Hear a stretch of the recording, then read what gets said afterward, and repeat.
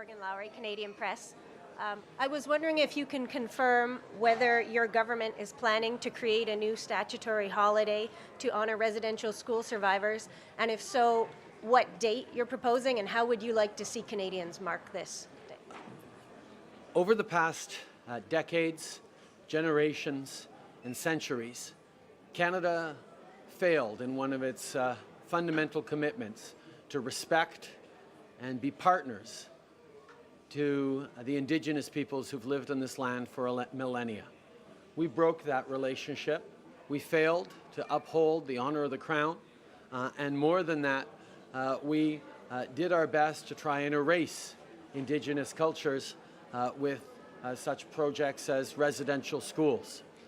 As part of the Truth and Reconciliation Commission, there were a large number, 94 different recommendations put forward, 70 some of which directly address the federal government. My government committed, as part of reconciliation and as an example of reconciliation, that we would accept all of those calls to action. One of those calls to action was the creation of a statutory holiday to remember and reflect upon the nature of reconciliation and the work we still need to do to move forward on a journey that includes Indigenous peoples in full partnership with all Canadians.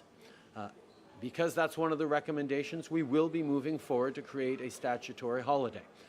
The date of that holiday and how exactly it's named and framed and all that will be done in the spirit of reconciliation in full collaboration and consultation with Indigenous peoples. We are going through that process right now.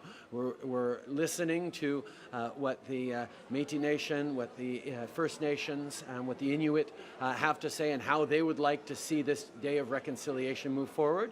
And when we've finished our consultations, we will announce what we're doing.